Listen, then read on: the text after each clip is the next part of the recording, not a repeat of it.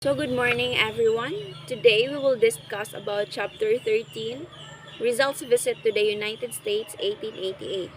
Rizal first saw America on April 28, 1888. His first arrival in this great country was marked by racial prejudice, for he saw the discriminatory treatment of the Chinese and the Negros by white Americans. So dito niya nakita ang pag-discriminate sa mga Chinese and Negros by white Americans. Then he kept notes about what he saw during sa iyang trip from San Francisco to New York. We all know that Rizal was a man of truth. So bisag unfavorable pa siya, iya yung gisuwat. Then arrival in San Francisco. The steamer Belgique with Rizal on board docked at San Francisco on Saturday morning. So nabot si Rizal sa San Francisco pag April 28, 1888 using Belgique.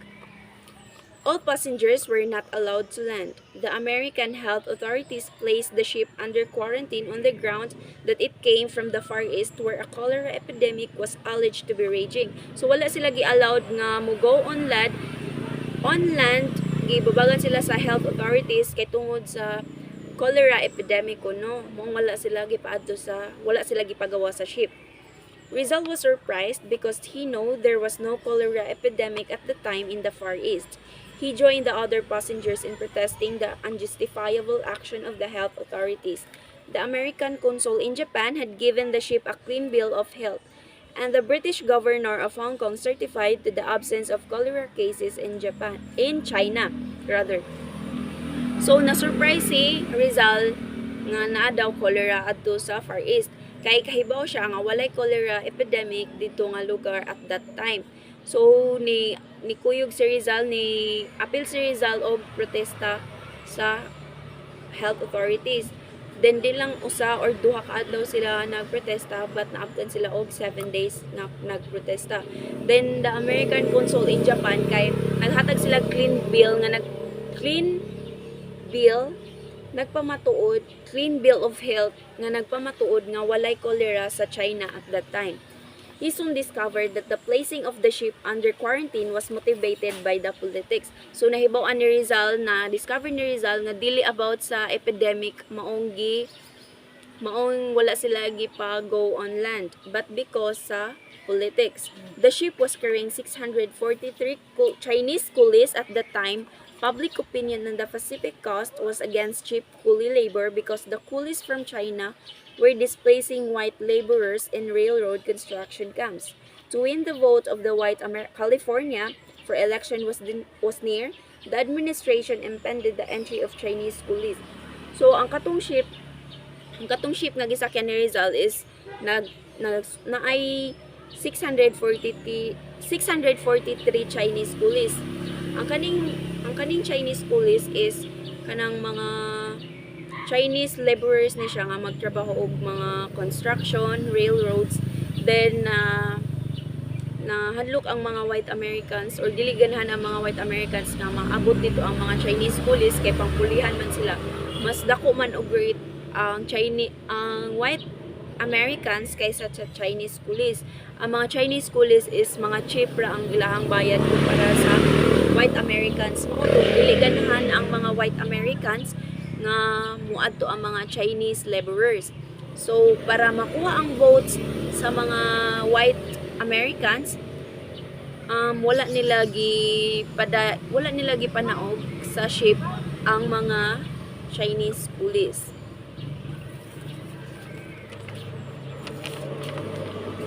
After a week of quarantine, all first-class passengers, including Rizal, were permitted to land, but the Chinese and Japanese passengers of the second and third class accommodations were forced to remain on board for a longer quarantine period. So after a week, 1 week jud sila nag-quarantine sa ship. Then after that, kay gi-allowed na ang first class including Rizal nga mo go on land, but ang second ug third class kay wala sila gi-allowed, gi-quarantine pa sila for a longer period of time. Rizal in San Francisco. On Friday afternoon, May 4, 1888, the day he was permitted to go ashore, Rizal registered at the Palace Hotel, which was then considered a first-class hotel in the city.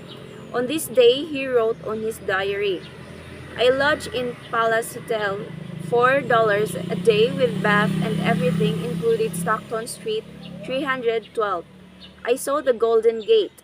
On Sunday, the stores are closed. The best street in San Francisco is Market Street.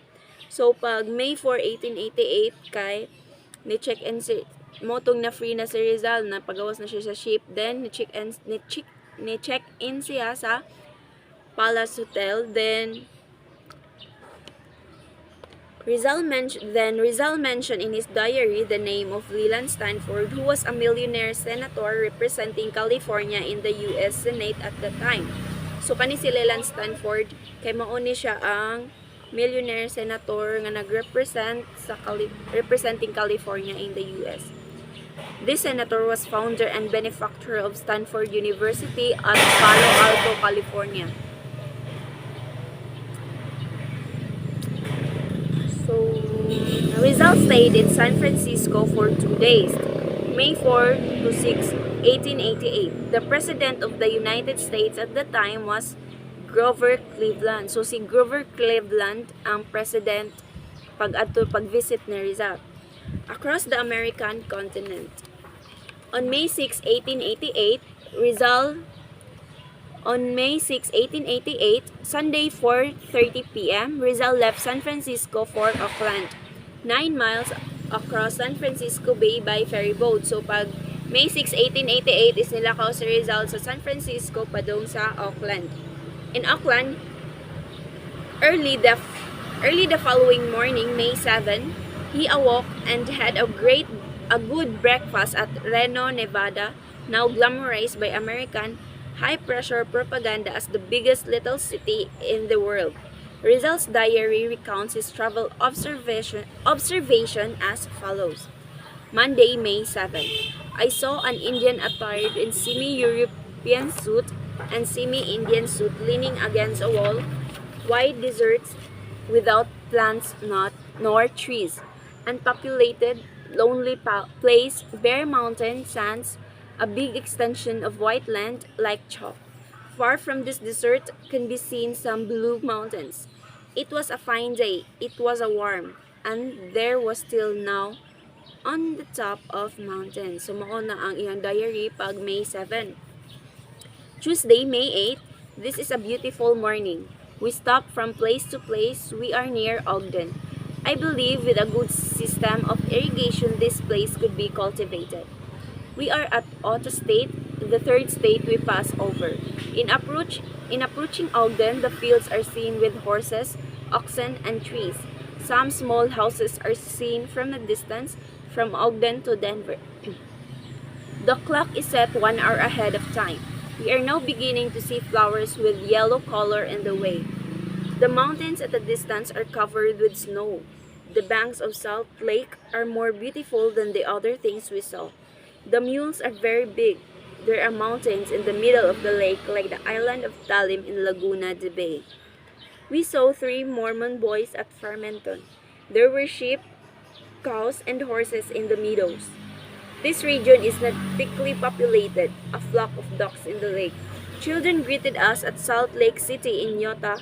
The women serve at the table. We change train at Ogden, and we will not have any change until Denver. In proof, I ate much for 75. We are passing between 2 mountains through narrow channel. Euro 75 euro. Once, so mao to ang iyang diary pag May 8. Then Wednesday, May 9, we are passing through the mountains and rocks along river. The river is noisy and its noise gives life to the lifeless territory. We walk up at Colorado, the 5th state we crossed over. So na siya sa 5th Street. At 10:30, we climb up a certain height, and this is why snow is seen along the way. There are many pines. We pass through tunnels made of wood to protect the road against snow. Icicles in these tunnels are very bright, which give majestic effect. The porter of the Pullman car in American is a sort of thief. Colorado has more trees than the 3 states we passed over. There are many horses. So, muna ang diary ni Jose Rizal pag May 9. Thursday, May 10, we woke up in Nebraska. The country is a plain. We reach Oklahoma, a big city, the biggest since we left San Francisco. The Missouri River is twice as wide as the Pasig River in its widest part. It is marshy. The train passed over the Missouri Bridge for 2.5 minutes. 1/2 minutes. The train goes slowly. We are now in Illinois.